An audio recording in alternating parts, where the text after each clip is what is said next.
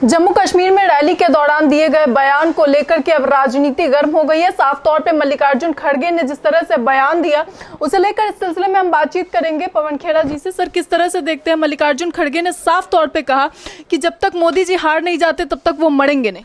बहुत अच्छा, ये हम सबका लक्ष्य यही होना चाहिए क्योंकि इस देश से हमें मोहब्बत है। हम इस देश को नरेंद्र मोदी और अमित शाह के चंगुल से और भाजपा को भी इन दोनों के चंगुल से आज़ाद कराना चाहते हैं। इससे अच्छा लक्ष्य और क्या हो सकता है? सर, लेकिन साफ तौर पे बीजेपी का कहना है, अमित शाह ने ये कहा है कि भाजपा से कांग्रेसी डरे हुए हैं। न सिर्फ डरे हुए हैं बल्कि उन्होंने ये भी कहा है कि भ्रष्टाचार में हमेशा से कांग्रेस लिप्त रही है। अब अमित शाह जी को कुछ भी कहने दीजिए, उससे कोई फर्क नहीं पड़ता।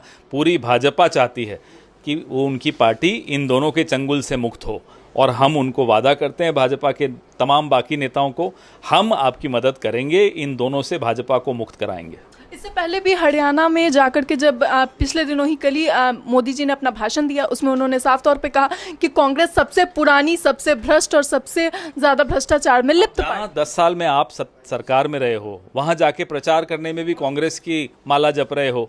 अपनी उपलब्धियाँ बताओ ना, अपने वादे बताओ ना, अपने सवालों के जवाब दीजिए कि क्यों नहीं पिछले मैनिफेस्टो को लागू कर पाए। वहाँ भी कांग्रेस की माला जप रहे हो तो समझ में आता है कि आप कांग्रेस से कितने डरे हुए हो।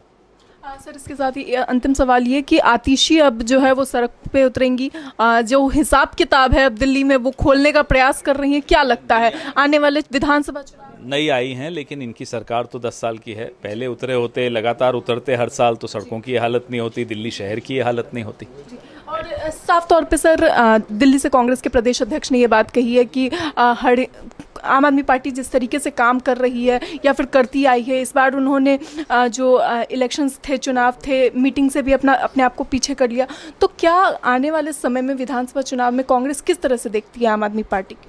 कांग्रेस किस तरह से देखती है इससे ज़्यादा प्रासंगिक सवाल ये है कि दिल्ली किस तरह से देख रही है। दिल्ली एलजी को, बीजेपी को और आम आदमी पार्टी को अब पसंद नहीं करती। उन्हें समझ में आ गया कि 10 साल में इस देश की राजधानी को तबाह करने में अगर किसी का योगदान है तो इन दोनों का है। Thank you sir. तो साफ तौर पे आपने सुना किस तरीके से हमने बातचीत की पवन खेड़ा जी से, और लगातार जिस तरीके से बयान दिए जा रहे हैं वो जम्मू कश्मीर में हो, हरियाणा में हो, इस सब के बाद अब हरियाणा चुनाव और भी ज़्यादा दिलचस्प होते जा रहे हैं। कैमरा जर्नलिस्ट राधे के साथ मैं सौम्या मिश्रा, A1 TV।